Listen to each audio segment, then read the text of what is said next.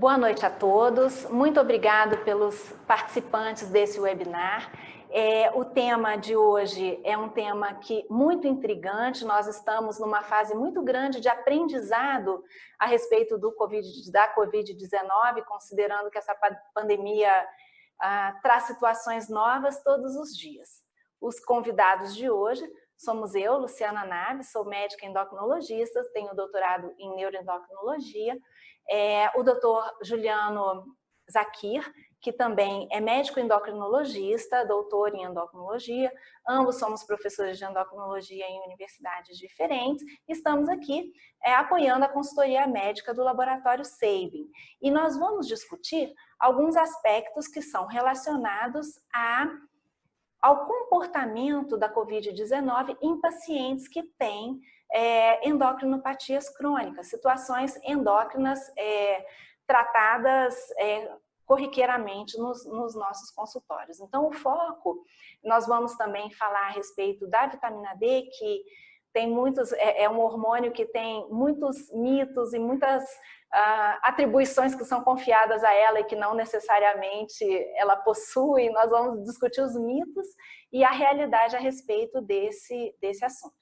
E trazer à tona alguns aspectos de artigos muito recentes que foram publicados no último mês no diabetes, na obesidade e em pacientes que fazem uso de corticoides cronicamente, que já têm a sua imunidade alterada. O que tem sido observado a partir, sobretudo, da experiência chinesa e da experiência italiana e espanhola, que são as maiores do mundo até hoje. Doutor Juliano, vamos dar uma boa noite. Boa noite. Espero que com esse webinar que a gente está promovendo aqui pelo Laboratório Sabin, a gente possa, enfim, esclarecer alguns pontos da nossa prática diária com relação a esse quadro aí que o mundo inteiro vem enfrentando, que é a Covid-19. Então, desejo a todos aí uma boa aula. E a gente tem orientado também que os questionamentos, as perguntas que porventura surgirem, existe um íconezinho na barra da tela, que é o Q&A, que é Question and Answers, e as pessoas podem fazer os questionamentos via escrito por esse ícone aí. Então, ao final das duas aulas, nós vamos responder ou tentar responder a maioria das perguntas que foram feitas, tá? Obrigado, professora. Então, vamos dar início? Bom, então, o tema que eu vou abordar e trazer para vocês o que teve na literatura de mais recente envolve a obesidade, muitas vezes relacionada ao diabetes, são condições interligadas, e pacientes em diversas circunstâncias que fazem corticoterapia crônica. Será que esses pacientes merecem alguma orientação diferente em relação às pessoas que não possuem essas comorbidades? Se nós olharmos o comportamento da doença, como é que a Covid-19 tem se comportado ao longo do mundo, a gente vê que os casos eles estão aumentando de uma forma extremamente rápida. Esse painel vem da Universidade Johns Hopkins e é atualizado diariamente, esses são dados de hoje, a gente vê o número de casos que nós já temos, mas se nós entrarmos no site do Ministério da Saúde, a gente tem, esses dados são dados de ontem à noite, porque eles atualizam por volta de 20 horas. Então, 254 mil casos confirmados e o número de óbitos confirmados de 16.792, trazendo uma letalidade para o nosso país em torno de 6,6%.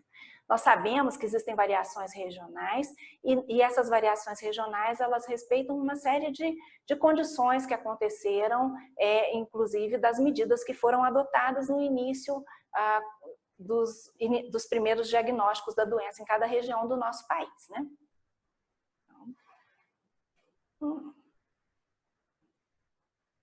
Opa, tive um probleminha.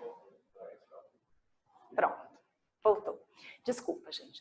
Bom, quando a gente fala do SARS-CoV-2, ele é um vírus, vocês já leram muitas coisas a respeito, ele é um vírus que ele é aparentado com o vírus SARS-CoV, que já foi responsável por outras epidemias antes, não da mesma proporção, e esse vírus, ele tem algumas diferenças em relação ao SARS-CoV, que é a geração anterior. Esse vírus, ele tem uma capacidade de infecção maior. Por outro lado, ele tem uma letalidade menor do que outros vírus respiratórios. Mas um aspecto que chama muita atenção é que esse vírus, ele adentra o nosso organismo através de receptores. E uma proteína muito importante no sistema endócrino, que é a enzima conversora da angiotensina 2, funciona como receptor para esse vírus nos diversos tecidos. E essa proteína, ela se expressa na hipófise, na tireoide, no trato respiratório, no pulmão, no pâncreas, nas adrenais, no estômago e no trato digestivo. Uma coisa que é muito discutida dessa doença, né, que a gente se atualiza diariamente, são os efeitos respiratórios e os efeitos digestivos da doença. Por outro lado, os aspectos relacionados ao controle hipotálamo-hipofisário das demais glândulas do organismo, incluindo tireoide, pâncreas e adrenais, vale a pena ser salientado considerando a importância da presença da enzima conversora de angiotensina como receptora nesses tecidos. Quando a gente olha o comportamento da infecção, na fase inicial, no tecido alveolar, a gente tem uma ativação dos linfócitos T, a gente tem a ativação dos macrófagos alveolares, naquela fase inicial inflamatória da infecção, se comportando como outras infecções respiratórias. O que difere e traz uma característica muito específica da Covid-19 é que, com a progressão da doença e a chegada próxima ao estágio mais severo, existe uma grande ativação de monócitos, uma grande produção de citocinas inflamatórias que leva a uma tempestade de citocinas.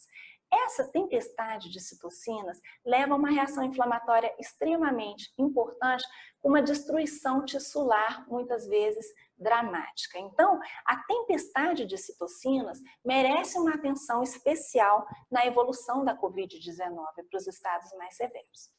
Além disso, os estudos têm demonstrado um prognóstico pior e uma progressão mais rápida em pacientes mais idosos. Se a gente olhar o comportamento do sistema imunológico em indivíduos mais idosos, a gente perde alguns mecanismos de compensação. Enquanto que num ambiente salutar, mesmo no idoso, eu tenho uma produção de anticorpos pelas células B, com o evoluir da idade, eu tenho uma redução da produção e da atividade desses anticorpos contra o agente infeccioso.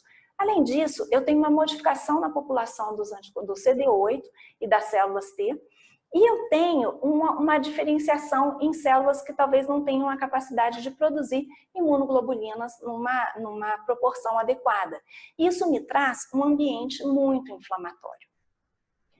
Por que comentar sobre isso? Porque nós estamos falando de inflamação como um elemento essencial para um mau prognóstico e uma evolução desfavorável da Covid-19. Se a gente observar os dados chineses, a gente percebe, onde vocês veem aquela flechinha vermelha, que o diabetes, ele aumenta proporcionalmente bastante, ele é a segunda comorbidade mais importante no agravamento da Covid-19, atrás apenas da doença cardiovascular. Estudos de meta-análise, também publicados agora em março de 2020, mostram realmente um peso importante do diabetes na complicação dessa doença, na evolução ruim. E a obesidade também tem sido descrita desde a primeira versão do Covid, que existe uma grande associação com a doença severa. Primeiro que os jovens obesos na Espanha morreram mais rapidamente, evoluindo para a doença mais drástica, de uma forma muito rápida, por uma alveolite destrutiva e um surfactante disfuncional. A maior parte desses jovens obesos que faleceram tinham disfunções pancreáticas, diabetes ou alguma situação relacionada ao metabolismo da glicose. Então, possivelmente, isso tem uma relevância quando a gente fala de inflamação. Nós sabemos que o tecido adiposo abdominal, ele não é um tecido inerte. Ele é um tecido que produz uma quantidade elevada de interleucina 6, TNF-alfa, uma série de citocinas, e no eixo central da fisiopatologia, da formação do tecido adiposo abdominal, a gente tem a resistência à ação da insulina e, consequentemente, a resistência à ação da leptina, considerando que a insulina e a leptina agem no mesmo padrão, no mesmo tipo de receptor e tem uma fala pós-receptor comum. A resistência à ação da insulina e da leptina tem um papel importante porque leva a uma condição pró-inflamatória. Além disso, a gente tem um aumento do fibrinogênio e a gente tem uma condição pró-trombótica. No tecido adiposo abdominal, existe também uma importância, essa é relacionada à questão da resistência à leptina, uma diminuição na maturação da célula B e uma alteração na resposta da célula T, levando a uma resposta imune inadequada. Então, o ambiente do tecido adiposo abdominal é um ambiente já pró-inflamatório e pró-trombótico. Se eu tenho um agente infeccioso que ainda agrava pelo seu mecanismo de ação esse tipo de desenvolvimento de processo, eu vou ter um agravamento da situação clínica do paciente. A resposta imunológica da imunidade, portanto, ela é defeituosa, tanto na imunidade inata, eu tenho redução na ativação dos macrófagos, quanto na imunidade adaptativa, que a resposta imune é retardada tanto nas células B quanto nas células T, que são mais imaturas, e uma redução da produção dos interferons. Além disso, o status pró-inflamatório, que já é característico da obesidade e da resistência à insulina, agravam a situação. E uma coisa interessante de outras infecções virais respiratórias, como a influenza, o próprio H1N1 e o SARS, é que naquelas condições em que eu tenho possibilidade de vacinação, de imunização, como a influenza, existe uma menor eficácia da vacinação, já descrita em diversas situações em pacientes imunizados para influenza, e uma resistência a alguns tratamentos antivirais. Então, a resposta também no estímulo da imunidade pela vacinação ou no tratamento antiviral é pior em pacientes obesos. E isso atrasa a resolução dessas infecções e torna o quadro mais protraído.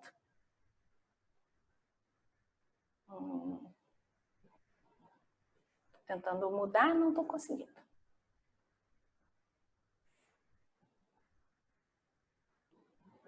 Bom, um aspecto muito interessante é um trabalho que saiu muito recente também, em março de 2020, na realidade, ele foi submetido no dia 17 de março, aceito no dia 18 de março e publicado 20 e poucos de março. Esse estudo, ele mostrou qual é a experiência que a ciência tem com a influenza e a obesidade. E o que eu posso transpor da experiência com o vírus da influenza em relação ao SARS-CoV-2. O fato é que esse estudo mostra que pacientes obesos e diabéticos que tiveram um quadro mais infeccioso respiratório por influenza e por H1N1, eles têm uma resposta pior, eles têm uma recuperação pior e a doença inflamatória é mais grave. O que esse estudo transpõe e sugere para que seja aplicada a Covid-19 é que o período de infectividade por esses vírus no paciente obeso, ele é mais prolongado. Então, isso não é uma recomendação, uma diretriz, é a conclusão de um trabalho publicado na Acta Diabetológica, recomendando que um paciente que seja obeso ou diabético e que tenha infecção pela Covid-19, que tenha uma quarentena pelo menos de 28 dias, quer dizer, o dobro do que é recomendado. A perda de peso, o exercício físico moderado à medida que o paciente vai se recuperando e o uso da metformina e pioglitazona se mostraram interessantes nos quadros prévios de influenza, H1N1 e da Covid antiga, não a nova, né? Bom, do SARS-CoV. Existe uma relação bidirecional entre infecções virais e a obesidade. Alguns estudos feitos com adenovírus e mesmo com H1N1 demonstraram que existe uma regulação positiva da adipogênese e proliferação e diferenciação dos adipócitos na presença desses vírus. Então, já não bastasse todos os efeitos ruins que a gente conhece de uma infecção viral, eles ainda têm uma estimulação para regulação da formação do tecido gorduroso, que é um tecido pró-inflamatório. Então, isso ainda entra num círculo vicioso que vai piorar a resposta imunológica a essa doença. No caso das outras infecções virais já conhecidas nos anos anteriores, sabe-se que que na obesidade eu vou ter uma maior carga viral, um tempo maior de exposição, de transmissibilidade desse vírus na respiração, um período maior fora do comportamento habitual dos pacientes não obesos e não diabéticos e uma variabilidade viral. Todavia, na obesidade, o uso de medicações que a gente está habituado com grande frequência, metformina, pioglitazona, podem melhorar no curso da evolução. Então, esses são os ensinamentos trazidos da gripe por influenza, por H1N1. Por outro lado, nós ainda não temos experiência suficiente, tempo de estrada suficiente para transpor e dizer que isso é realmente verdade para o SARS-CoV-2. O fato é que, sumarizando esses estudos com outras lições de infecções virais, na obesidade eu tenho um ambiente hormonal propício a um estado pró-inflamatório, uma resposta defeituosa das imunidades inata e adaptativa e o sedentarismo que vai levar ao estresse oxidativo. Além disso, o próprio tecido adiposo, ele expressa muito a enzima conversora de angiotensina, sendo um tecido propício para receber, para permitir a entrada do vírus. E a resposta das citocinas exagerada, que vai piorar a tempestade de citocinas, que é uma situação extremamente grave.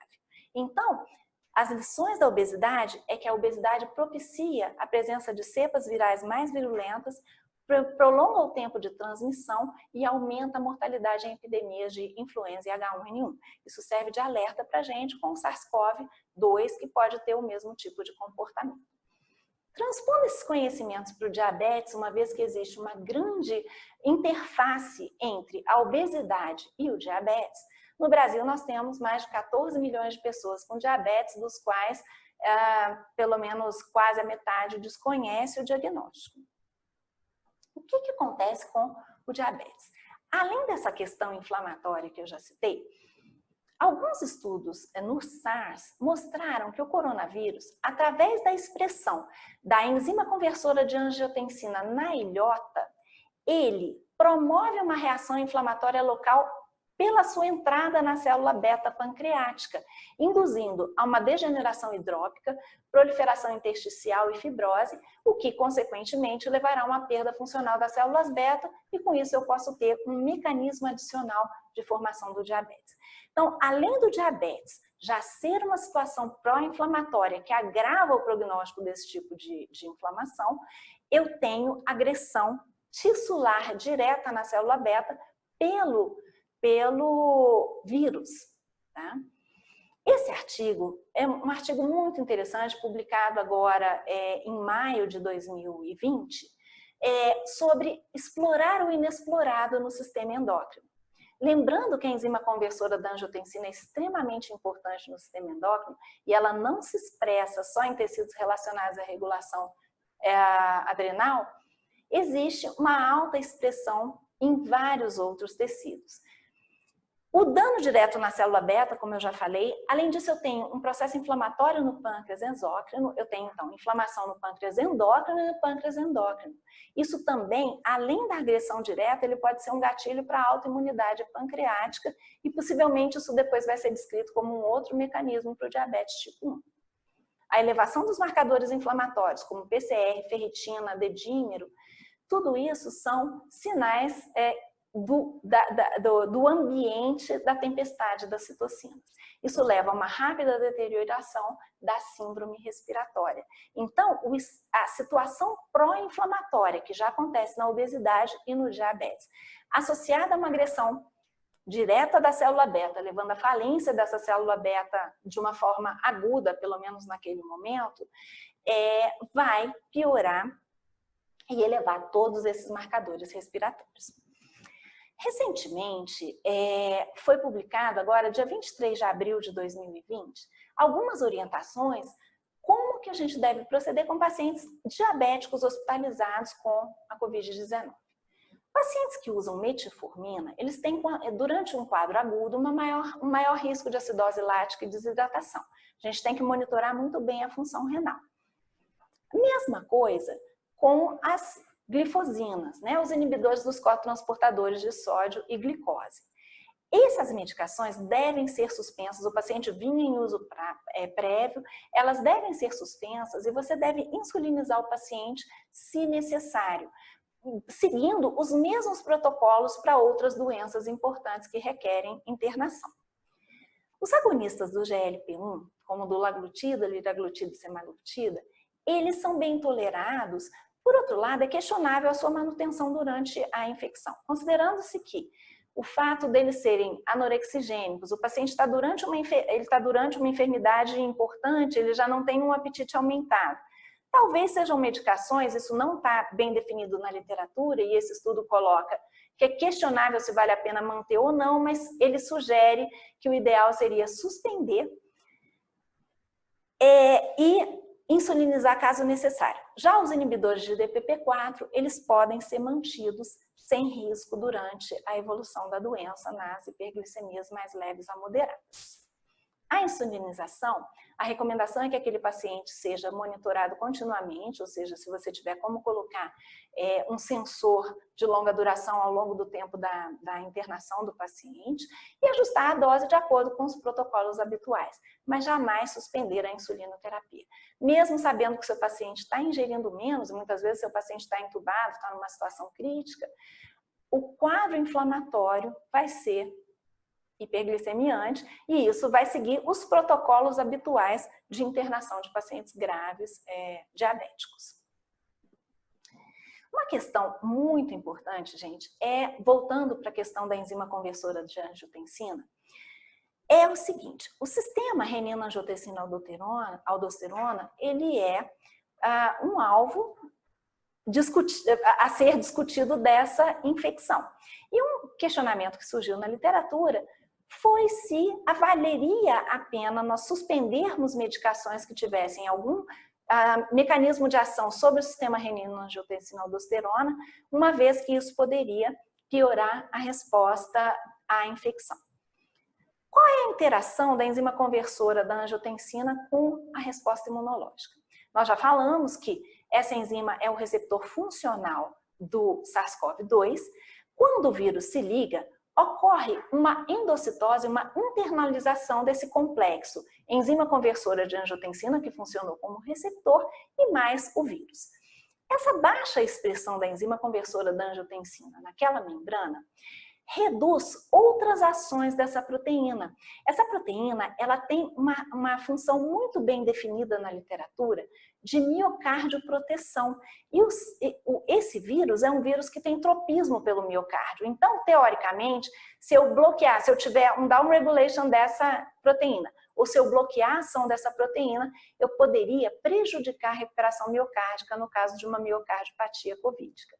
Além disso, eu bloqueando, diminuindo a ação da enzima conversora da angiotensina 2, eu facilito a infiltração neutrofílica nos pulmões e o acúmulo de angiotensina poderia, eventualmente, ser um fator vasogênico que poderia modificar a hemodinâmica pulmonar. Por outro lado, não há evidências que suportem a descontinuação dos inibidores da enzima conversora de angiotensina, nem dos receptores da angiotensina, bloqueadores dos receptores da angiotensina 2 durante o tratamento. Os estudos têm mostrado que, apesar de existir essa potencial situação de eu diminuir a atividade da angiotensina 2, a manutenção de uma hipertensão descompensada durante esse quadro pode ser um fator prognóstico ainda pior. Então, a recomendação atual, pelos estudos mais recentes, esses estudos vocês estão vendo, é um estudo do New England da semana passada, é que não há evidência para descontinuar pacientes que estavam em uso de inibidores da enzima conversora, de você suspender durante a internação. Falando agora da suprarrenal, já que nós estamos falando de enzima conversora da angiotensina, e um dos focos da nossa discussão é nós falarmos a respeito da corticoterapia crônica, nós sabemos que pacientes em uso de corticoide crônico, por qualquer motivo que seja, eles têm um bloqueio do eixo hipotálamo-hipófise adrenal. O nível suprafisiológico do corticoide bloqueia a secreção do ACTH. E o ACTH é o grande regulador né, da produção, da resposta ao estresse do cortisol, que vai ser muito importante na reação imunológica. Por outro lado, um estudo muito interessante, na verdade, o estudo de Xu e de Zha de 2020, eles comprovam uma situação que já havia sido descrita anteriormente, que o SARS, assim como o SARS-CoV e o SARS-CoV-2, eles têm a possibilidade de fazer um mimetismo molecular com o ACTH, agindo como agonista-antagonista. Ele ocupa o receptor do ACTH e, ocupando o receptor do ACTH, ele impede a ligação do ACTH no seu receptor adrenal e, com isso, ele bloqueia a resposta do cortisol ao estresse infeccioso. Esse mecanismo fisiopatológico é bastante importante até no raciocínio da construção de protocolos de quando você deve entrar com corticoide, numa dose mais alta, tanto nos pacientes em geral, sabendo que eu tenho uma diminuição da possibilidade de ativação adrenal pelo ACTH, eu tenho que ficar muito atenta nessa função do cortisol. O que a Sociedade Americana de Endocrinologia Clínica propôs no dia 24 de março de 2020? Primeiro, pacientes que usam corticoide crônico, que têm insuficiência adrenal ou que têm síndrome ou doença de Cushing, eles devem manter as mesmas recomendações de prevenção da infecção, distanciamento social, mas garantir que eles tenham corticoide em casa para pelo menos 90 dias, porque se eles tiverem que aumentar a dose, eles vão ter o provimento de corticoide em casa para conseguir ajustar isso. Mas um aspecto muito importante, a partir do momento que você confirmou a infecção pelo SARS-CoV-2 no usuário de corticoide, no paciente com insuficiência adrenal, é a correção imediata da dose de corticoides já nos primeiros sintomas mais leves. A corticoterapia endovenosa é recomendada em casos moderados a severos, mas primeiras manifestações, sejam elas respiratórias, digestivas, da Covid-19, passar para aquele esquema de orientação que a gente dá para o paciente em uso de corticoide. Dobrar ou triplicar a dose de acordo com o protocolo que você está habituado a orientar para aquele paciente. Então, essa correção do corticoide deve ser precoce. Por outro lado, esse mesmo consenso, essa mesma recomendação da Sociedade Americana de Endocrinologistas Clínicos, ela foi reforçada pela Sociedade Americana de Endocrinologia, salientando que também no diabetes a gente deve manter o distanciamento social dentro da recomendação das outras condições, manter um bom controle glicêmico, ser mais rigoroso no controle glicêmico desses pacientes que não estão infectados, eles estão isolados em casa. Reduzir consultas de rotina, se você puder, tratar esses pacientes, estar sempre em contato com eles por telemedicina e preferencialmente colocar sensores que você possa monitorar do seu consultório ou de casa, sem que o paciente tenha que frequentar um serviço de saúde, considerando que ele é mais exposto. E manter o estoque de insulina, das medicações que ele venha a estar tomando. A partir do momento que o diagnóstico foi confirmado, nos casos leves você deve realmente insistir na telemedicina, preferencialmente entrar em contato diário com esses pacientes, monitorar a glicemia e fazer uma intervenção terapêutica com mudança do seu anti-hiperglicemiante, do seu hipoglicemiante ou mesmo a insulinização o mais rápido possível. Na obesidade, a gente sabe, né, pela experiência espanhola, que a obesidade, mesmo em jovens, aumenta o risco de alveolite, você tem um surfactante disfuncional no paciente obeso, então deve ser, realmente, nos casos leves, a mesma orientação, você mantém a telemedicina, você está em contato diário com aquele paciente, sobretudo não prescrever dietas proteicas, dietas cetogênicas, dietas muito restritivas que podem interferir no sistema imunológico do seu paciente e uma intervenção terapêutica rápida no tratamento específico. Na insuficiência adrenal, como eu já falei, correção da dose de glicocorticoide imediata já nos sintomas leves e o paciente tem que estar, e sua família, muito bem orientados sobre o risco de crise adrenal. Então, esse paciente, uma vez internado, ele já deve ter a orientação nos sintomas leves de dobrar ou triplicar a dose do corticoide e na internação avaliar a possibilidade da corticoterapia endovenosa. E a Sociedade Europeia de Endocrinologia, ela dá essas recomendações e faz um decálogo de orientações a nós, médicos endocrinologistas. Primeiro, adotar medidas de proteção individual dentro do que é recomendado na política da OMS, de cada país especificamente.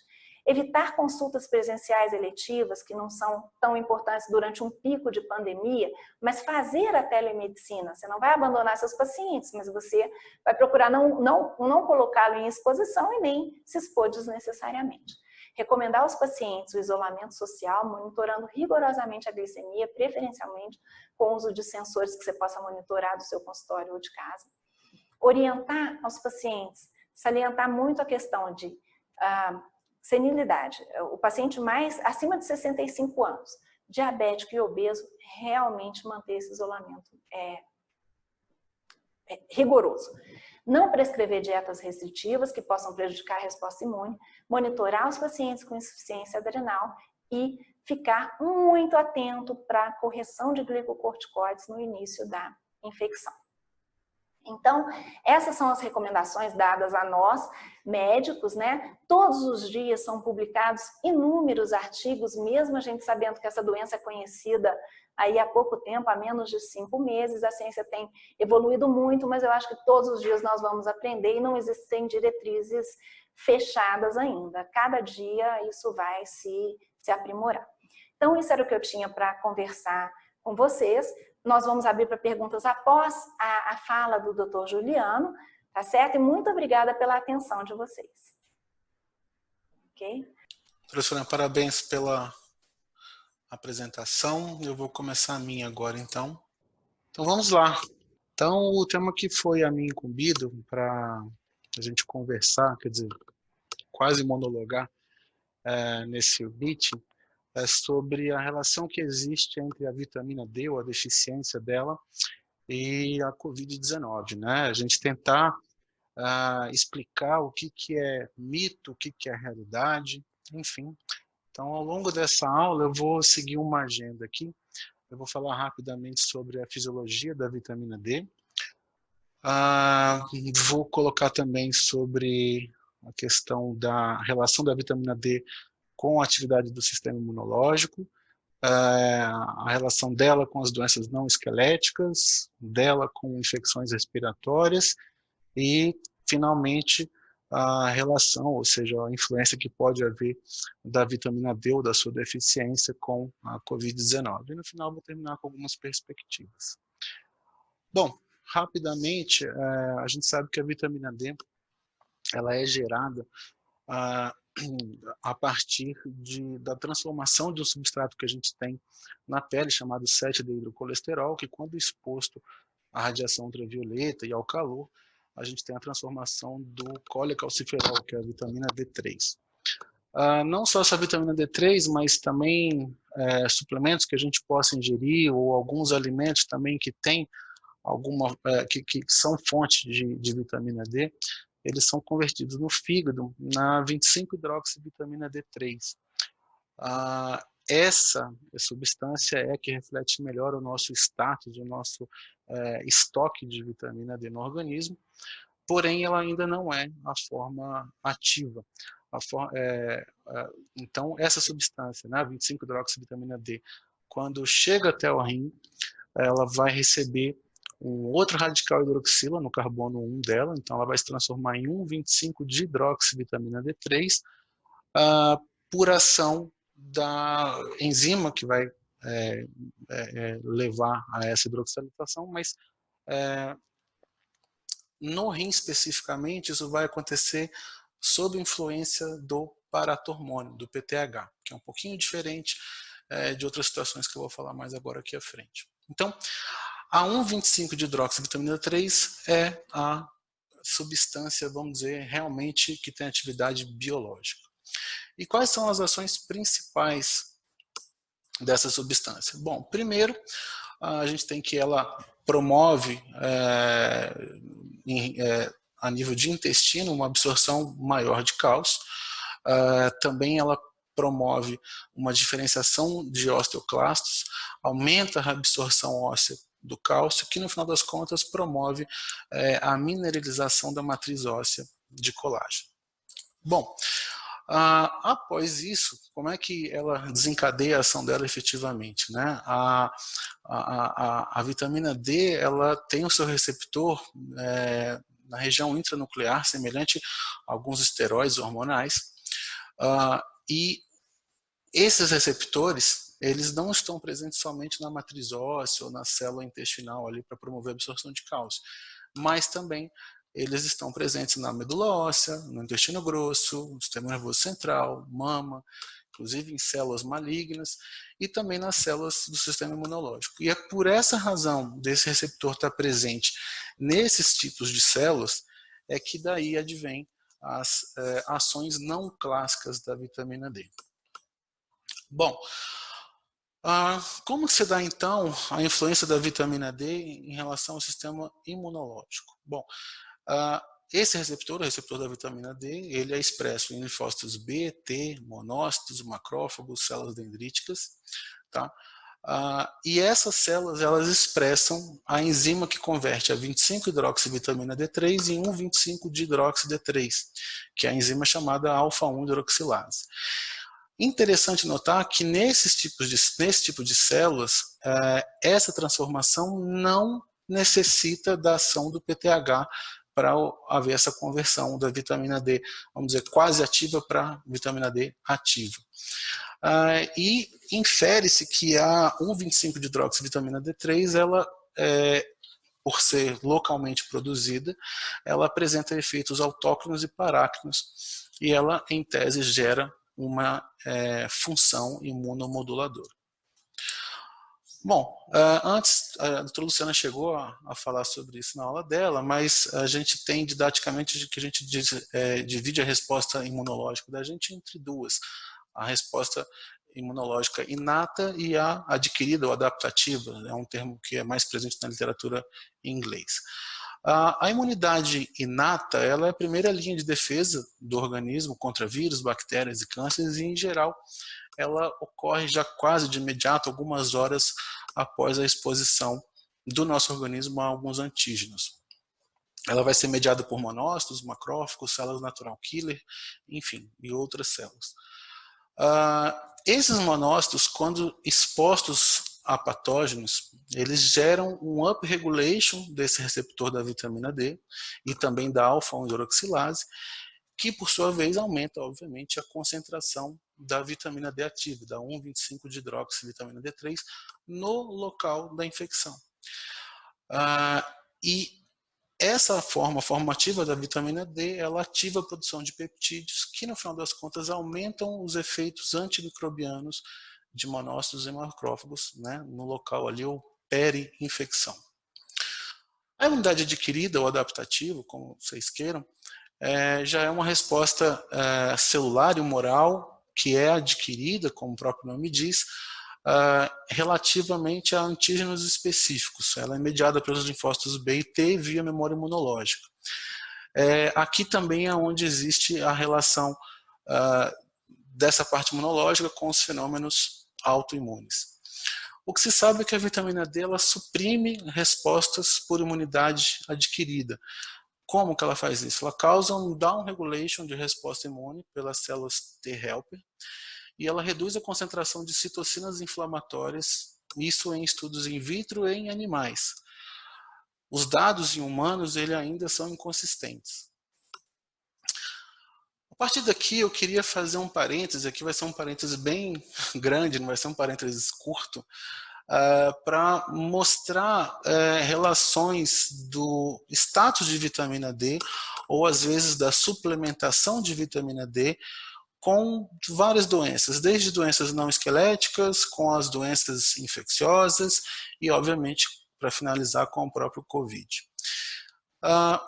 Esse primeiro estudo é um estudo de meta-análise, que é de 2014, que ele pretendia demonstrar uma relação entre o nível sérico de vitamina D e a atividade lúpica. Então, no final das contas, não se conseguiu avaliar com clareza se existia uma relação entre a deficiência de vitamina D, por um exemplo, e o aumento da atividade lúpica. Existiram, e aí na discussão do artigo, acontecem de que alguns fatores possivelmente foram confundidores, como o IMC, ou seja, o paciente com IMC mais alto, ele tende a ter uma vitamina D mais baixa, uso de medicações como o próprio corticoide, que a gente acaba que usa no paciente lúpico, que naturalmente ele pode levar a um nível mais baixo, de nível sérico mais baixo de vitamina D, e o próprio acometimento renal. Tá? Se a gente for transpor também esse raciocínio para outras doenças, como por exemplo aqui no caso resistência insulínica e diabetes, que eu vou mostrar nesses próximos 2 slides. Não houve uma correlação de que o uso da vitamina D ou a suplementação com vitamina D melhorou a resistência insulínica, nem que ela preveniu a progressão de um pré-diabetes para um diabetes tipo 2, por um exemplo. Também sabe-se, como até citei anteriormente, que existe o receptor de vitamina D em células cancerígenas. Então, existiu sempre uma questão de que, e se eu suplementar com vitamina D, será que eu me protejo de alguns tipos de cânceres? Então, esse aqui foi um estudo que saiu no New England em 2006, um estudo que levou 8 anos de acompanhamento, grupo placebo e um outro grupo que repunha ou que suplementava cálcio e vitamina D. E ao longo do tempo não existiu diferença na incidência de câncer de cólon, por um exemplo.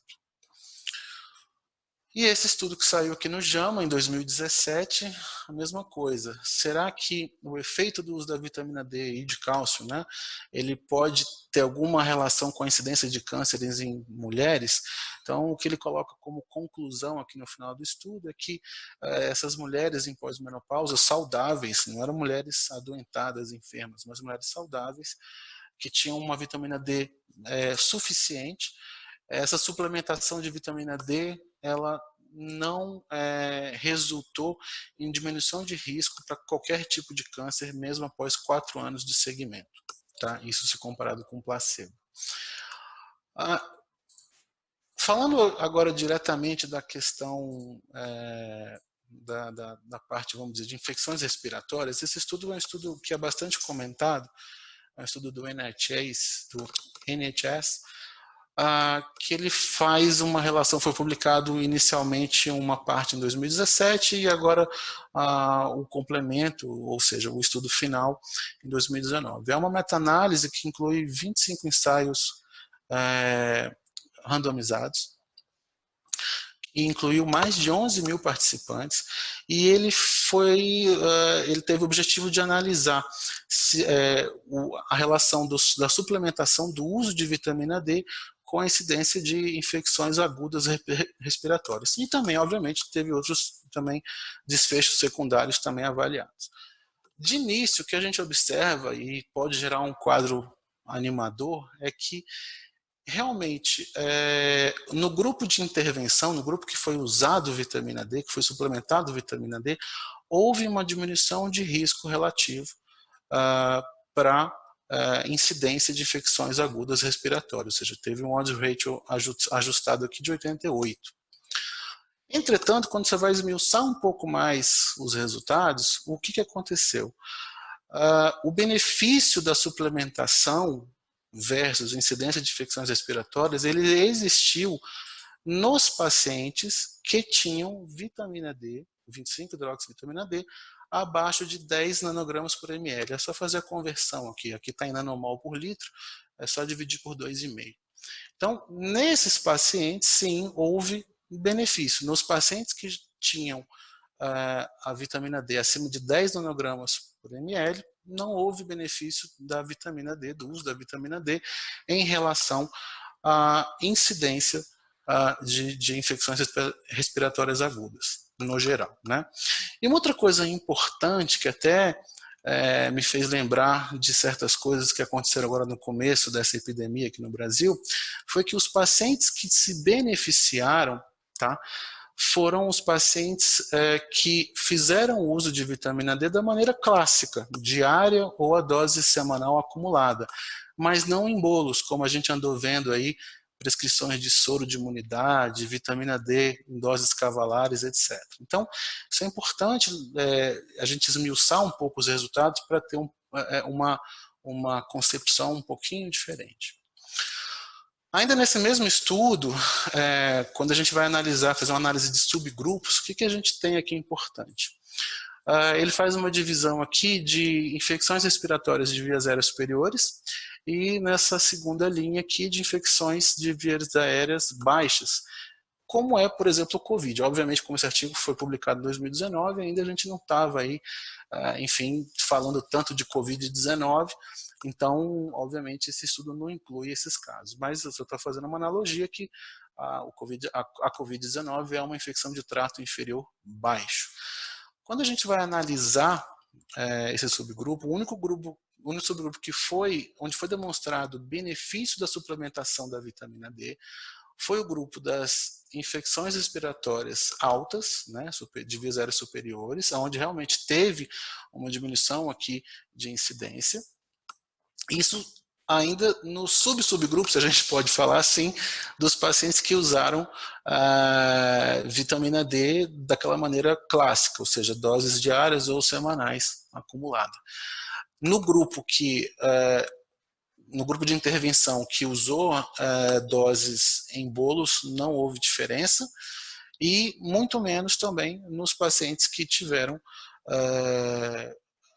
não teve diferença entre de suplementação de vitamina D quanto à incidência de infecções de vias aéreas inferiores. E em relação, aos outros desfechos, como quem usa vitamina D tem menor necessidade de uso de antibiótico, menor abstencionismo em escola, no trabalho, exacerbação de asma, DPOC, dias de internação, taxa de mortalidade, enfim, não houve diferença nos pacientes que usaram ou não usaram vitamina D, seja que esse uso foi feito em dose clássica ou em dose em bolos. E por final, chegando aonde a gente, enfim, é o hot topic da aula aqui hoje, a relação ou a tentativa de fazer uma relação entre a vitamina D ou a sua deficiência e a Covid-19. O que a gente tem aqui de específico? A gente sabe que a deficiência de vitamina D ela causa uma ativação crônica do eixo renina-angiotensina-aldosterona. E essa ativação crônica ela aumenta de sobremaneira o risco de doença cardiovascular e diminui também a função pulmonar. Como já foi dito hoje também, a gente sabe que a enzima conversora de angiotensina ela é a porta de entrada para o SARS-CoV-2, tanto nos alvéolos pulmonares quanto também em células intestinais. Tem no pâncreas, enfim, que a Luciana falou hoje. E a infecção, quando você tem essa ligação do vírus com a enzima e é internalizada, né, na célula, existe em seguida um downregulation dessa enzima, aumentando, na verdade, os níveis séricos de angiotensina 2, que gera um quadro inflamatório, né, ou gera um quadro pró-inflamatório, levando a um risco maior de síndrome aguda respiratória grave, a tal da tempestade de citocinas também. Também sabe-se que a vitamina D ela pode gerar ou gera um efeito protetor sobre o tecido pulmonar. Tá? Ela evita uma lesão pulmonar conhecida como que é induzida por lipopolissacarídeos. E a sua deficiência, como a gente acabou de comentar, ela aumenta a chance dessa tempestade de citocinas e da síndrome respiratória aguda grave. Isso por quê? Porque a vitamina D modula a imunidade adquirida e suprime a resposta das células T helpers tipo 1 e promove uma indução de células T regulatórias. Uma outra premissa também que se colocou no começo, e a gente já viu que ela já está sendo contraposta, é que por ter havido incidência maior, não só de casos em si, mas de casos graves, em regiões como a Europa e na época do inverno deles lá, ou do final do inverno deles lá, foi que altas latitudes, ainda numa situação climática onde que a exposição solar ou a incidência de raios ultravioletas é menor, estava associado a uma queda de vitamina D, que por sua vez a maiores índices de morbimortalidade. Então, há que se fazer uma análise da seguinte forma. Esse estudo saiu agora recentemente e o autor desse estudo ele sai colocando, ou justificando, ou tentando colocar relações entre o nível de vitamina D e situações como, clínicas como, por exemplo, isso não na COVID, isso no geral. O paciente que tem uma vitamina D mais baixa, ele tem mais frequentemente uma pneumonia de forma grave. O paciente que tem vitamina D mais baixa, ele tem uma produção maior de interleucina 6, por exemplo, maior produção de PCR, né, um nível de PCR mais alto, ou ele tem um risco maior de uma síndrome respiratória aguda grave. E aí ele faz uma outra relação também, não só em relação à parte clínica, né, o nível de vitamina E e o desfecho clínico, mas, por exemplo, pacientes com níveis baixos de vitamina D, eles podem, por exemplo, ter uma taxa de mortalidade maior, seja para diabético, seja para paciente hipertenso, seja para doenças cardiovasculares. Enfim, o importante é a gente sempre lembrar, e isso não é uma coisa que a gente fala em termos de vitamina D de hoje, mas que a partir de agora, que, enfim, discute-se uma série de coisas, tenta-se descobrir a bala de prata para matar o novo coronavírus, é que a associação ou correlação entre dois fatores não é a mesma coisa, ou na verdade é muito diferente de causalidade. É a gente saber quem, vamos falar numa linguagem mais popular, quem é o ovo, quem que é a galinha, na verdade. Então, há que se ter cuidado com essas associações, quando na verdade a gente deve tentar entender se existe um fator de causa e efeito nesse contexto. Tá? Então, para a gente contrapor aquelas premissas que eu falei logo anteriormente, é que existem na última década vários estudos de intervenção, né, ou seja, de grupos com suplementação e sem uso de vitamina D, para as doenças mais diversas possíveis. Eu falei de câncer aqui hoje, eu falei de lúpus, eu falei de diabetes tipo 2, enfim, das infecções respiratórias, sejam elas de trato superior ou trato inferior.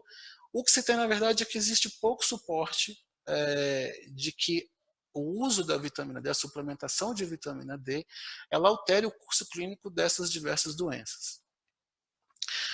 Obviamente que quando você vai fazer um estudo quando você vai fazer uma avaliação de meta-análise ou outros estudos que a gente vai ler, existem alguns vieses, desde vieses metodológicos e outros mais, mas mesmo apesar disso, é mais provável que esses achados clínicos e laboratoriais eles não tenham conseguido expressar uma relação de causalidade, eu volto a frisar essa palavra, e falhado também no que se diz respeito a gerar estratégia terapêutica definitiva e eficaz nesse contexto de vitamina D.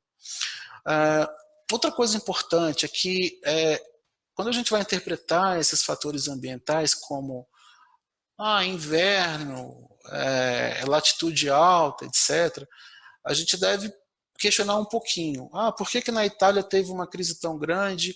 Por que, enfim, a gente sempre tem que analisar uma situação dessa de epidemia global, não por simples contextos geográficos e meteorológicos, mas lembrar da questão de como é que era a questão da relação de afastamento, de contingenciamento de distância entre as pessoas, como é que era a densidade populacional daquela região.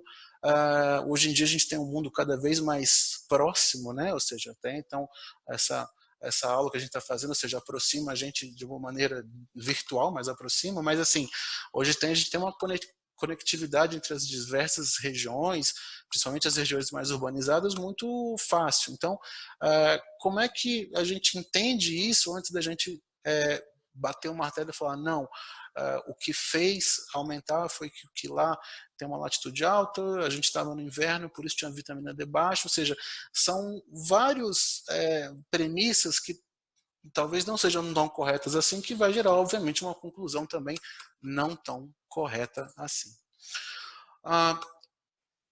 E que, no final das contas, essa associação do efeito protetor da vitamina D contra a Covid-19, ela permanece ainda tênue, ela deve ser observada com mais carinho, com mais cautela, tá? E essa frase, última que eu coloquei aqui, é uma frase que a gente vê em 90% dos estudos que tentam achar uma relação entre vitamina D, o nível sérico ou o uso de vitamina D em relação a doenças em geral, seja elas esqueléticas ou não esqueléticas, aliás, seja em relação às não esqueléticas, infecciosas, enfim. Eles terminam sempre o artigo dizendo mais pesquisas são necessárias. Então, é a mesma coisa, ainda mais porque é um quadro aí que dura aí 5, 6 meses, a gente tem muito pouco tempo para tirar uma conclusão ainda definitiva. E a gente acha que também não pode ser apressado em nome de fazer uma boa medicina, de fazer uma boa ciência. Por conta disso, saiu uma nota de esclarecimento recentemente, que foi feita pela Sociedade Brasileira de Endocrinologia e o seu Departamento de Metabolismo Ósseo Mineral, porque existiu uma recomendação de uma outra sociedade, que inclusive não é uma sociedade médica, orientando a sociedade como um todo, usar altas doses de vitamina D, doses cavalares de vitamina D. E aí tanto a Sociedade de Endocrinologia quanto a Sociedade de Dermatologia vieram a público manifestar um repúdio em relação a essas pretensas recomendações e frisaram que até o momento não existe nenhuma indicação aprovada para prescrição de suplementação de vitamina D visando efeitos que não os da saúde osteometabólica. Sendo assim, o que se recomenda? Então, isso aqui é um trechinho do Consenso Brasileiro em Vitamina D, que foi publicado em 2014, que é o que está vigente ainda, que, para começar, a análise, a dosagem de vitamina D, ela não está recomendada para a população como um todo. Ela não deve ser feita universalmente. Ela é recomendada especificamente para os grupos que têm risco ou condições relevantes aí, do ponto de vista clínico, que possam levar a deficiência de vitamina D. E aí, quais são esses grupos? E aí, não só o consenso brasileiro, mas o consenso americano também, que é o que está vigente ainda, apesar de ser 2011, ele coloca quais são os pacientes candidatos para rastreamento de deficiência de vitamina D. Então, são os pacientes com doença osteometabólica, ou seja, osteomalase, osteoporose, enfim. Os pacientes com doenças específicas nesses órgãos que, por onde a vitamina D passa por metabolização e passa por ativação, paciente de renal crônico, paciente com doença hepática também, síndrome de má absorção intestinal, então vai desde uma doença inflamatória intestinal até o paciente que realmente faz uma cirurgia bariátrica que fica com o trânsito intestinal todo alterado, pacientes que usam medicações que influenciam no metabolismo da vitamina D, como corticoide, antirretrovirais, antiepiléticos. Tá? E aí você tem alguns riscos, algumas populações específicas, como, por exemplo, pacientes idosos que são caidores crônicos, pacientes idosos que apresentam fraturas aí patológicas, pacientes obesos, e aí isso é importante, ou seja, o paciente obeso ele tem que ser também rastreado, pacientes com doenças granulomatosas. Então, esses pacientes são os pacientes que devem ser rastreados, que devem ser avaliados por uma eventual deficiência de vitamina D. E aí, obviamente, a gente vai considerar a suplementação com essa substância para proteção exclusiva músculo-esquelética nesses pacientes. Ainda mais porque a gente vive uma época de confinamento. Então, a gente sabe que a exposição à radiação ultravioleta ela vai ficar menor, as fontes alimentares de vitamina D, seja D3 ou D2, elas são escassas, então temos que ficar atento em relação principalmente a esses pacientes de risco para deficiência de vitamina D. E aí a reposição tem que ser feita desde que a gente mantenha esses pacientes dentro de um nível sérico adequado, não é usar vitamina D para, enfim, deixar o paciente com superdosagem. Então, quais são esses níveis? Obviamente, nos pacientes que não têm risco para isso, os pacientes saudáveis até 60 anos, acima de 20 nanogramas por ml de nível sérico é um valor suficiente, é um valor desejável. Nos pacientes que realmente são de risco para isso, são aqueles pacientes que a gente vai rastrear, enfim, habitualmente, os pacientes que têm uma chance de ter vitamina D mais baixa, a gente manter entre 30 e 60 nanogramas por ml é o ideal. Agora, a gente sabe que pacientes com valores acima de 100 nanogramas ml de vitamina D, eles têm risco de toxicidade, hipercalcemia. Além disso, prover para o paciente uma nutrição balanceada, ou seja, nada de dietas da moda, meio malucas, obviamente, e tentar proporcionar, ou enfim, isso, por favor, não me entendam mal, não estou querendo furar a quarentena de ninguém, mas muito provavelmente uma atividade física que se mantenha um distanciamento adequado e que proporcione uma exposição solar, ainda mais nesse período que a gente vive, ele fatalmente vai levar a uma melhora da saúde física, mas não só a física, mas também da saúde mental.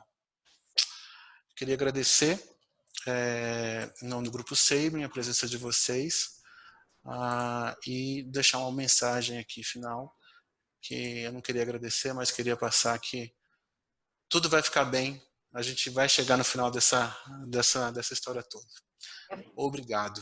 Ótimo, Juliano. Parabéns, excelente palestra. Eu queria realmente agradecer a todas as pessoas que entraram nesse nosso fórum de discussão. Nós vimos assim que foram centenas de pessoas e que inclusive se mantiveram até firmes até o final nesse aprendizado. E nós vamos abrir para perguntas, nós já recebemos algumas perguntas que nós vamos procurar responder, mas enquanto a gente estiver respondendo, quem quiser mandar outras perguntas, nós vamos procurar, na medida que o nosso conhecimento permita, respondê-las.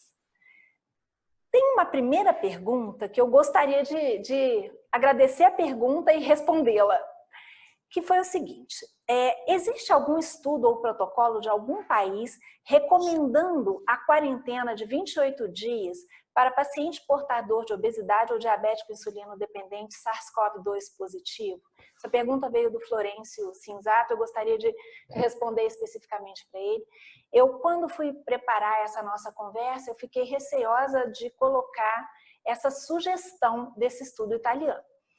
Esse estudo italiano, que foi publicado a semana passada, ele transpôs o conhecimento que existe para a influenza, para o SARS e para o H1N1, em que a persistência do vírus nas vias respiratórias desses pacientes nessas condições pró-inflamatórias como obesidade e diabetes descompensado, a meia-vida do vírus e a transmissibilidade é maior. Então ele coloca uma sugestão de quarentena de 28 dias para esse grupo. Isso é uma sugestão a partir do conhecimento que ele tem com a SARS e com o MERS. Então, na verdade, nenhuma sociedade, nem europeia, nem brasileira, nem americana, recomendam o prolongamento da quarentena. Só que no próprio título do artigo ele coloca algumas lições sobre as quais a gente deve refletir. Talvez a história mostre que eles precisem de um isolamento maior, mas é uma sugestão para a gente pensar a respeito disso. Essa referência é LUZI, L-U-Z-I, LUZI, deixa eu falar direitinho, eu vou mandar por escrito também. Lívio LUZI e Maria Graziella Raedelli, da Itália.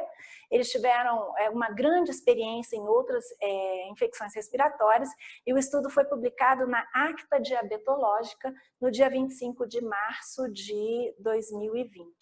Tá? Então, não existe um protocolo para 28 dias, mas ele fez essa sugestão, a partir,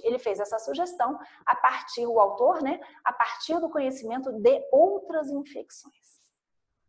Tá? Não sei se eu respondi, mas eu vou mandar a referência direitinho. Eu vou tentar responder umas 3 perguntas de uma vez só, que tem temas, enfim, tem temáticas parecidas aqui. Então, por exemplo, estudos importantes, porém insuficientes para se concluir, de forma geral, que não há relação entre suplementação de vitamina D e melhora das condições clínicas apresentadas. Interrogação, é isso que estou entendendo? Bom, a gente sabe que a vitamina D, ela, enfim, eu costumo usar um termo assim, de que ela daqui a pouco está servindo para tratar tudo, de, enfim, acidente cardiovascular, diabetes e tudo mais. Então, obviamente, eu me atendo em relação à questão do COVID, os estudos atuais, para começar, não tem estudo de relação entre nível sérico de vitamina D e suplementação de vitamina D com a Covid-19. Para começar, a gente não tem isso. O que a gente se apoia são estudos anteriores, né? No caso, eu mostrei aquele que foi feito, aquela meta-análise que foi feita em relação a infecções respiratórias no geral, e o que a gente vê que não.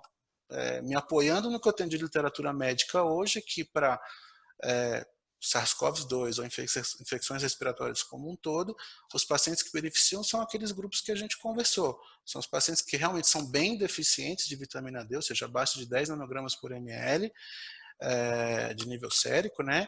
E que fazem uso de reposição, de suplementação, de reposição, nesse caso, não é nem suplementação, de reposição de vitamina D em doses habituais. Tá? E aí eu não sei, enfim, se repete uma pergunta aqui, dizendo que, enfim, que a suplementação de vitamina D não tem estudos têm grande relevância para concluirmos de uma maneira geral, com a ênfase dada por mim, que a suplementação de vitamina D não tem relação com a melhora das condições clínicas referidas. Interrogado. Isso parece estar em contradição com muitos estudos já consagrados. Enfim, eu sou um mero reportador do que tem na literatura médica, né? Ou seja, eu não consigo entrar em debate de dizer, olha, tem um estudo assim, tem um estudo assado que vai dizer que vai melhorar. Então, o que a gente sabe foi o que eu citei ali numa das meus últimos slides. Todos esses estudos, seja com piora, vamos dizer, aumento de incidência ou de piora de descompensação de asma, DPOC, alguns tipos de câncer, etc., a princípio, eu não tenho apoio na literatura médica para dizer que a suplementação ou a reposição de vitamina D melhora de certa forma. Doença autoimune, que eu não citei? Tem. Isso já é uma coisa quase já assim que a gente se estabelece com bastante tranquilidade. Agora, consensualmente falando, eu não posso dizer das outras doenças. Quais as possíveis complicações do uso indevido de vitamina D? Foi o que eu falei. A gente usa, é uma droga barata? Isso inclusive é uma razão que os autores de vários desses artigos fazendo a relação de infecção pelo SARS-CoV-2 e vitamina D ou outras infecções respiratórias, coloca. É uma droga barata, é uma droga que, para você gerar uma iatrogenia, você tem que usar uma dose muito alta, tudo isso é verdade. Então eu posso usar, já que é barato, já que não faz tão mal assim? Aquela questão. Você onerar ainda mais a prescrição do teu paciente, enfim, fazendo o paciente acreditar que talvez aquilo seja o que vai resolver o problema, como fulano toma zinco, fulano toma cloroquina, fulano, tudo isso resolve. Em termos de ciência, a gente não tem nada ainda que a gente possa se apoiar que não uma muito boa assistência médica para o paciente doente de Covid-19 para resolver o quadro dele. Então, as possíveis complicações do uso indevido ou de supradosagem de vitamina D são hipercalcemia, nefrocalcinose, coisas que a gente já sabe que podem acontecer, chegando até o paciente fazer uma falência renal e necessidade de hemodiálise. Chegou uma pergunta aqui interessante da Graciela: se na prática um obeso tiver um resultado de PCR para SARS-CoV-2 positivo, se ele deve ter alguma ação diferente dos demais que evite o agravamento. Na realidade, do ponto de vista do paciente, primeira coisa, se ele é obeso e está em tratamento com medicação anorexígena, seja uma medicação de ação central, seja um agonista de GLP-1 ou alguma outra medicação de ação mais periférica, em primeiro lugar, o que se coloca, e a Mayo Clinic fez uma preleção recentemente, anteontem, no webinar, é que esse paciente não precisa manter um anorexígeno durante a fase de infecção, mesmo na fase mais leve, uma vez que a infecção por si só dá um mal-estar geral e uma perda do apetite. Segundo aspecto extremamente importante, se ele tiver uma dieta muito restritiva, voltar para uma dieta equilibrada. Norma ou hipocalórica, mas equilibrada. Terceira coisa, se os sintomas dele forem leves e ele conseguir fazer um exercício moderado, isso é uma coisa, considerando que o sedentarismo aumenta o estresse oxidativo, eles colocam a recomendação de um exercício moderado. E manter as recomendações gerais do isolamento social e de não ter, bom, ele já tá contaminado e talvez ele tenha aquele vírus no trato respiratório por mais tempo. Então, reforçando aquela pergunta anterior, não existe recomendação de que a quarentena nesses pacientes seja maior, deva ser maior, mas existem experiências prévias de que a transmissibilidade pode demorar um tempo mais prolongado do que os pacientes não obesos e não diabéticos.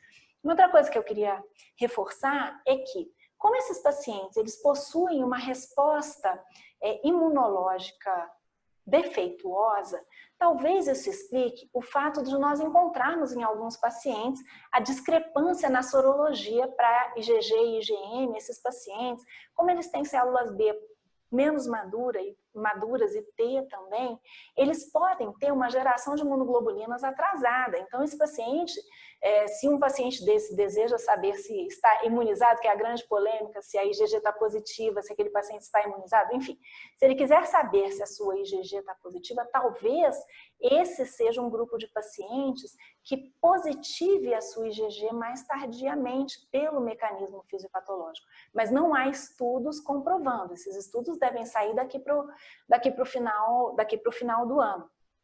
E aproveitando, teve uma pergunta interessante também que chegou a respeito do paciente bariátrico.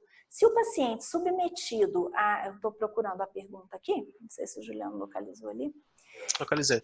Pacientes que submeteram a cirurgia bariátrica também tem fator de risco aumentado?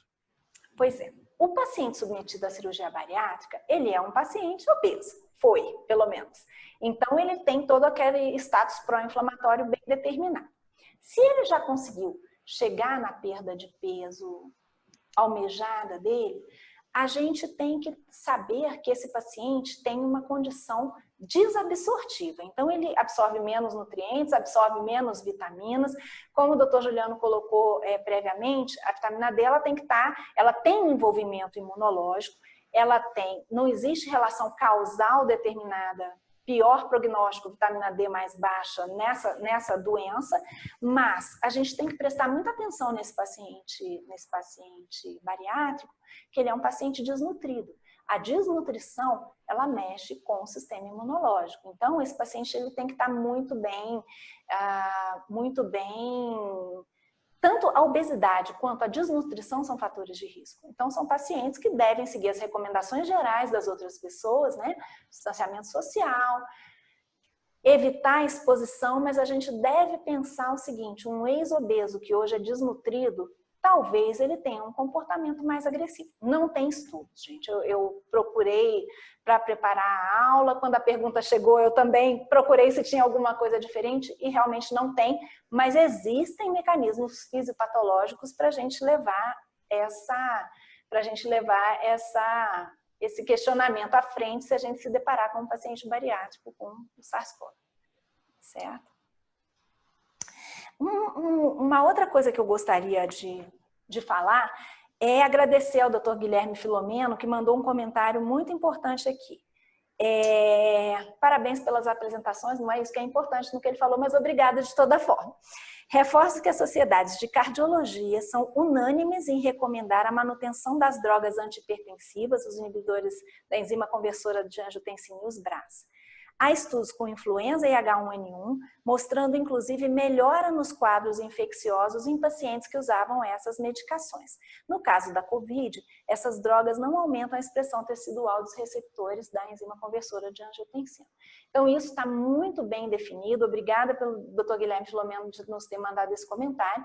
E o New England da semana passada coloca essa revisão sobre a enzima conversora de angiotensina, o seu papel imunológico e o não risco, pelos estudos atuais, que existe com o uso desses inibidores. O que eles reforçam muito é que uma hipertensão descompensada, um estado hemodinâmico instável num paciente com uma infecção moderada grave pela COVID-19 piora enormemente o prognóstico. Então não é a droga, é a condição clínica aí. E a droga aparentemente não tem uma ação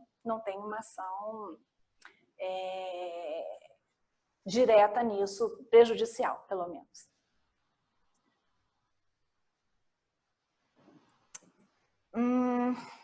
Tem uma outra pergunta aqui que coloca: seria interessante reavaliar a recomendação de quando procurar por atendimento e modificá-la para pacientes obesos? Talvez de modo a incentivar a procura por um atendimento mais precoce? Essa pergunta foi enviada pelo Davi Rosa, muito obrigada, Davi, mas a questão é a seguinte: a gente sabe que uma recomendação geral para o paciente com a suspeita da COVID-19 é que ele não vá para um serviço hospitalar nesse período de transmissibilidade se ele tiver sintomas leves. Esse paciente, se ele tiver o seu médico de referência, o seu médico que o trata clinicamente, o que é recomendado é que ele entre em contato com o seu médico e, como eu coloquei na recomendação feita para os endocrinologistas pela Sociedade Europeia de Endocrinologia, é que esse atendimento seja mais intensivo pelo clínico, mas feito principalmente por telemedicina, caso isso seja possível. Então, esse paciente ele deve ser monitorado diariamente pelo médico assistente dele, que vem tratando a comorbidade, eventualmente o diabetes ou a obesidade. Mas não existe nenhuma diretriz para esse paciente procurar um serviço hospitalar. Se ele tiver o médico dele de referência, notificá-lo, e esse monitoramento ele tem que ser mais próximo, tá? Mas não necessariamente num serviço hospitalar. Eu queria fazer até, inclusive, um reforço dessa orientação, não só do paciente obeso, tudo bem, a gente sabe que o obeso por si só já tem uma restrição ventilatória, né? Mas também tem uma condição pró-inflamatória maior, mas dos outros pacientes de grupo de risco também, os pacientes que têm doenças pulmonares, enfim, asma, DPLC, os pacientes idosos, enfim, a gente sabe que tem mudado conduta, né, em termos de vou para o hospital, não vou para o hospital, fico observação em casa, é um exame muito simples, que é a oximetria de pulso. Então, se a gente puder disponibilizar isso para os nossos pacientes, ou seja, o paciente conseguir adquirir, enfim, isso, mais do que o paciente ficar dispneico, mais do que o paciente ficar realmente sintomático, mas ele tendo uma saturação abaixo de 94, 93, ele, obviamente, conversando com o médico dele, tendo assistência aí, contínua e de perto do médico assistente dele, isso pode modificar a conduta, enfim, e, entre aspas, e antes para o hospital do que realmente se instale um quadro sintomático mais grave. Tem uma outra pergunta que chegou agora, muito interessante, que coloca o seguinte: quais as indicações de se iniciar corticoterapia para os pacientes que internam com COVID-19?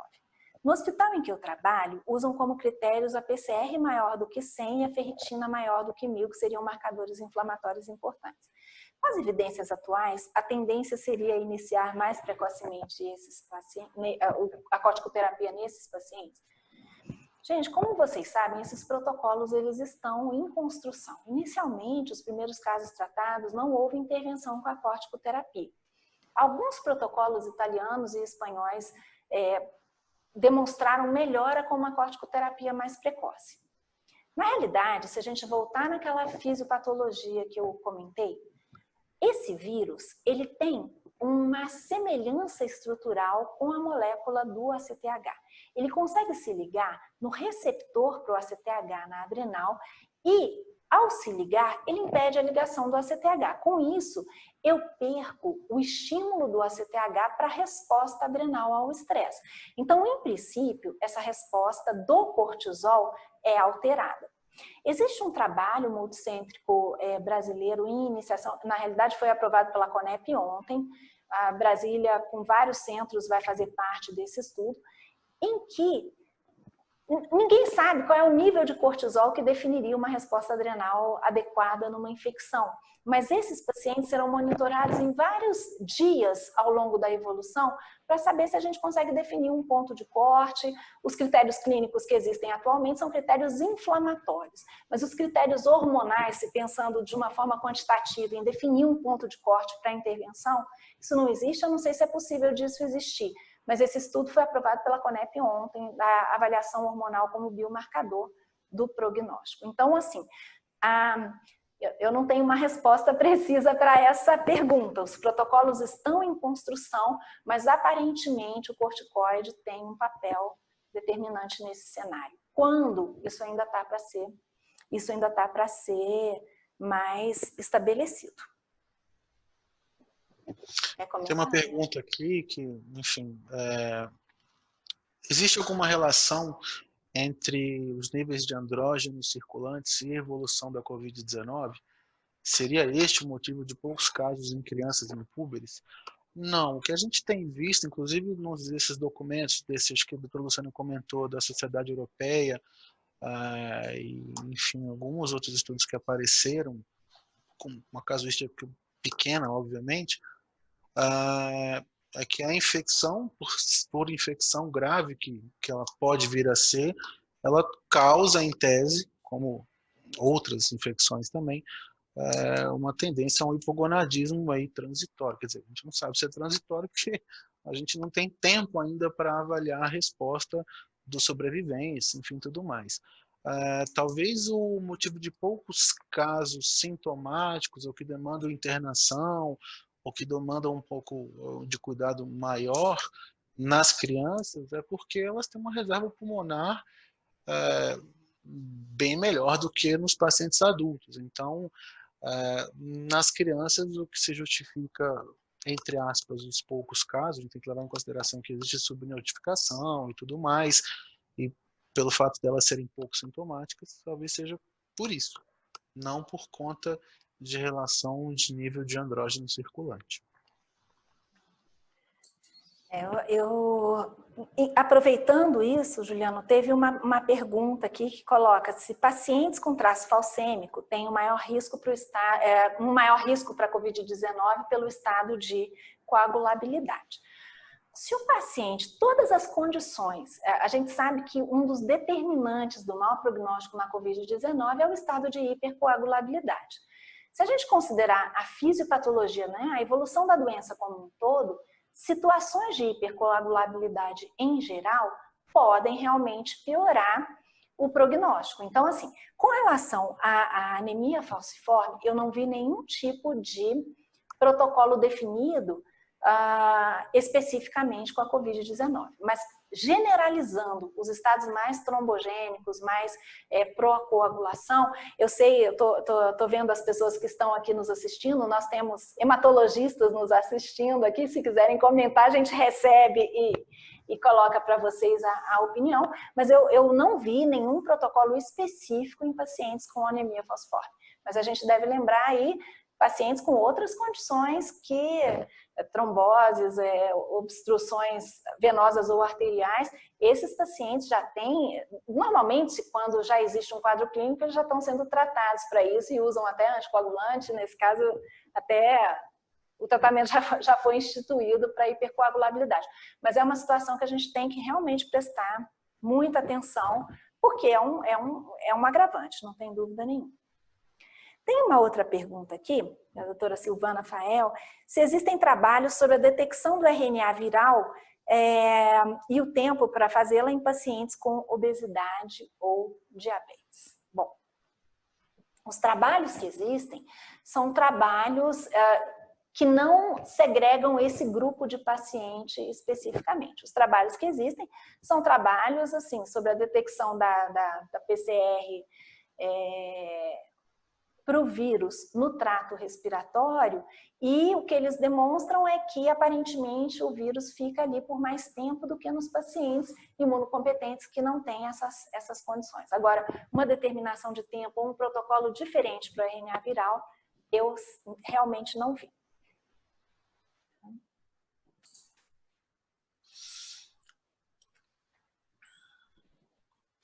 Aqui existe uma pergunta aqui que eu acho que é em relação à vitamina D.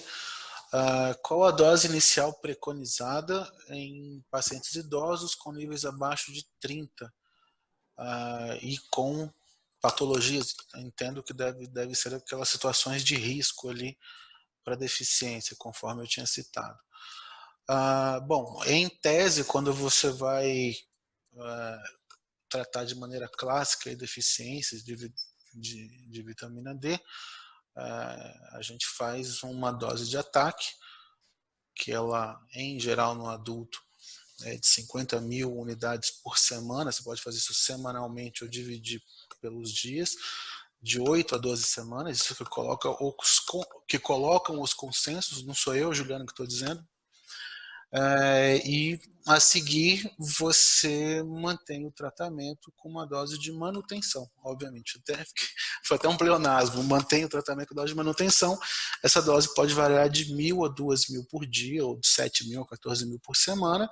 Obviamente, você pega um paciente obeso, você pode às vezes chegar até elevar a 10 vezes esse valor, seja na dose de ataque, seja na dose de manutenção, para alcançar os níveis terapêuticos, não é para deixar em supra níveis, níveis exagerados de vitamina D, mas em geral é essa a receitinha de bolo. Tem uma outra pergunta aqui com relação a qual corticosteroide mais indicado, metilprednisolona ou dexametasona. Aqui nós temos situações que a gente tem que separar. Se eu tenho um paciente que já tem insuficiência adrenal, ou por uma corticoterapia crônica, por uma doença autoimune, alguma coisa relacionada, ou porque tem uma doença primária do eixo hipotálamo-hipófise adrenal, esse paciente, no Brasil, ele normalmente está em uso de prednisona ou de prednisolona. No exterior, a maior parte dos pacientes está em uso de acetato de hidrocortisona, que aqui a gente tem um pouco mais de dificuldade para conseguir.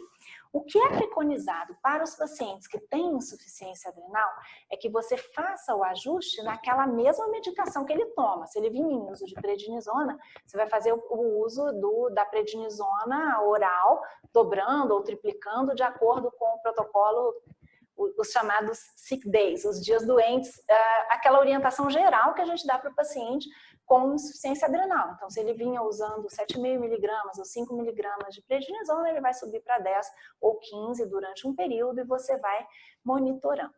Casos moderados a graves são passíveis do uso de hidrocortisona endovenosa dentro dos protocolos de insuficiência adrenal. Isso para reposição, para ajudar o eixo hipotálamo-hipófise adrenal. É diferente de você entrar com corticoide com objetivo anti-inflamatório numa infecção grave num paciente que tinha um eixo, teoricamente, previamente saudável, né? Pensando no corticoide como anti-inflamatório e naquela ação do vírus como mimetizador, agonista-antagonista do do ACTH. Então, uma coisa é a gente colocar o que a gente faz para o paciente que tem o eixo hipotálamo-hipófise adrenal alterado, outra coisa é o que corticoide eu vou utilizar como corticoide anti-inflamatório. Muitas vezes a dexametasona é utilizada, mas os protocolos, eles são variáveis. Então, são objetivos diferentes. E o uso do esteroide é diferente também.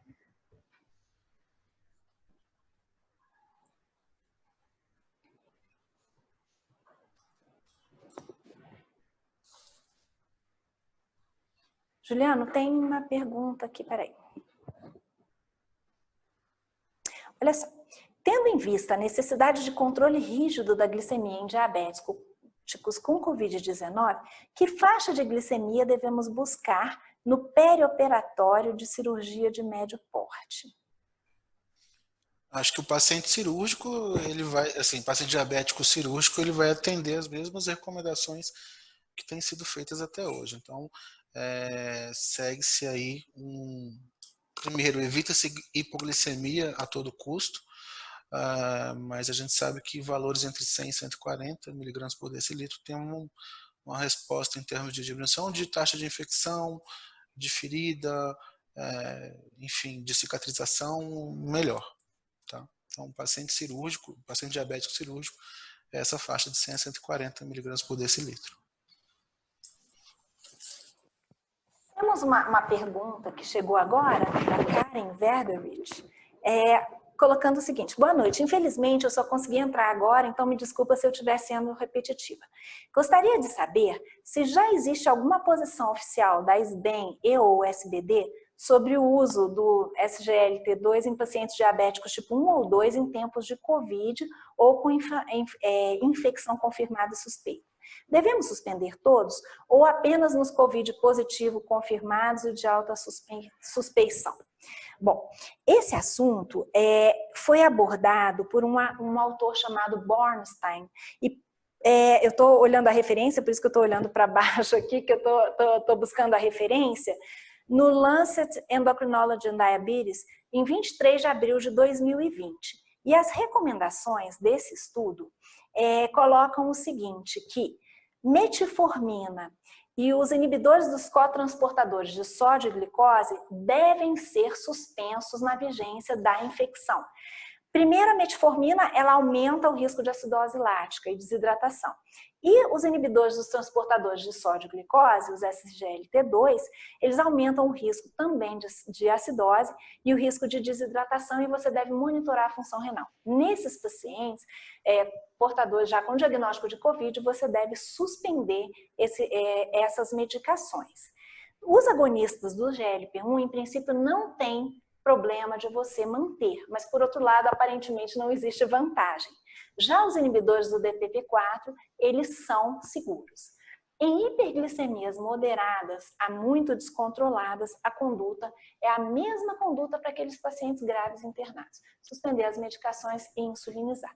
Os estudos mais evidentes mostram que das medicações orais, a mais segura seria manter os inibidores de DPP-4, mas se a glicemia começar a subir pelo estresse infeccioso ou pela agressão pancreática direta pelo vírus, uma vez que a ilhota pancreática expressa a enzima conversora da angiotensina e com isso a porta de entrada para o vírus, o pâncreas pode ser uma das portas de entrada para o vírus e o vírus pode levar a lesão tecidual direta, você deve insulinizar esses pacientes. Tá? Então, eu não vi diretriz específica da SBEM ou da SBD. Por outro lado, tem a diretriz da Sociedade Europeia e da Sociedade Americana de Endocrinologistas Clínicos, que são muito recentes, tem 1 a 2 semanas cada uma. Ok? Eu quero fazer uma pergunta, posso? Para mim? Sim. Você pode responder. Num dos slides da senhora, teve uma menção a pioglitazona no paciente obeso, né? A questão de metformina e pioglitazona no paciente obeso. Como é que está, assim, no paciente obeso que tem diabetes, que eu estou entendendo? Mas a pioglitazona ela também, assim, melhora a resistência insulínica, enfim, tem todos os efeitos positivos que a gente sabe que tem. mas ela pode aumentar o risco de ganho de peso. Como é que fica essa história? Juliano, essa informação vem daquele mesmo artigo polêmico que eu pensei 2 vezes antes de colocá-lo. Esse artigo saiu numa revista muito boa, que se chama Acta Endocrinológica, foi publicado semana passada, o autor se chama Lívio Luzi e Maria Grazia Randelli, e esse estudo é aquele estudo que transpõe os conhecimentos da influenza e do H1N1 na obesidade para refletirmos a respeito do Covid. Na influenza, que é uma infecção muito comum, eles não, da experiência prévia, né? Esse é um grupo italiano que teve grande experiência no Covid e é um serviço de diabetologia. Esses pacientes com influenza que vinham em uso de pioglitazona e de metformina, durante a infecção respiratória, essas medicações não foram suspensas. Então, eles colocam o seguinte: nesses pacientes obesos, nós não suspendemos metformina e pioglitazona e a evolução isso não parece ter tido impacto sobre a evolução da infecção por influenza. Só que quando você olha a recomendação da Sociedade Europeia, eles realmente recomendam que a metformina seja suspensa pelo risco de acidose lática em pacientes graves. Talvez esse estudo foi obesidade e influenza, não eram pacientes hospitalizados, eram pacientes que tiveram a infecção respiratória ambulatorial. E a pioglitazona também foi utilizada nesses pacientes ambulatoriais com infecções mais prolongadas, porém não tão graves. Então, eu acho que o objetivo dele foi fazer com que a gente reflita pelo conhecimento do que se conhece da gripe, do H1N1, será que o Covid não se comporta dessa forma? Mas nesse estudo dele, ele não inclui pacientes muito graves. Então, eu acho que pacientes que estão hospitalizados ou pacientes de UTI, realmente essas drogas orais, exceto os inibidores de DPP-4, aparentemente são para serem suspensos. Obrigada por chamar a atenção. O outro colega já tinha chamado a atenção desse artigo com relação à questão do período se existe a recomendação do paciente obeso ficar 28 dias em quarentena. São sugestões a partir do conhecimento do comportamento do H1N1 e da influenza. Então, não é uma diretriz, não é uma recomendação, uma posição oficial de alguma sociedade, não. É um grupo de autores que tiveram grande experiência com Covid e com a infecção respiratória. Que eu acho que tem sido feito assim nos mais variados fatores, né? Por exemplo, a vitamina D foi a mesma coisa. É uma tentativa de transposição para gerar uma reflexão de raciocínio com HN1, outro coronavírus, enfim, para tentar a gente gerar uma hipótese e quem sabe uma resposta no final. Agora, tudo está muito ainda em ebulição, né? As coisas estão surgindo, então ciência, queira ou não, tem que ter um pouco de tempo, né? E isso a gente é criticado às vezes por isso, que a gente não pode ter tempo, tem que ser para amanhã. Então, muita coisa ainda tem ponto de interrogação na nossa cabeça, mas a gente usa talvez experiências prévias com coisas semelhantes para gerar hipóteses aí, enfim, talvez que deem resposta para a gente. E estamos todos antenados, e eu acho que esse aprendizado é um aprendizado diário que vai se manter aí por bastante tempo, né? Nada está fechado nessa doença. Mas os aspectos que a gente quis trazer para vocês são os aspectos fisiopatológicos. As diretrizes elas vão ser melhor determinadas, os protocolos, como o Juliano colocou agora, esses protocolos eles não estão fechados, as decisões têm que ser rápidas, então o futuro é que realmente dirá o que estava correto, o que não estava correto, mas o aprendizado é diário e as publicações de alta qualidade em revista de alto impacto também são diárias. Eu acho que nunca a ciência progrediu tão rapidamente e os grupos se unindo. No Brasil existem vários estudos multicêntricos em andamento, então nós vamos ter algumas coisas da experiência nacional nossa, mas assim, a literatura mundial está evoluindo muito, muito rapidamente. Eu acho que o nosso tempo está se esgotando. Se tiverem outras perguntas, vocês podem mandar, a gente responde pelo chat. Eu espero que a gente tenha conseguido esclarecer e trazer ou talvez trazer mais dúvidas, né? Mas quanto mais dúvidas a gente tem, maior a nossa capacidade de achar respostas. Então, nós vamos encerrar a nossa participação. Obrigada. Obrigado, boa noite.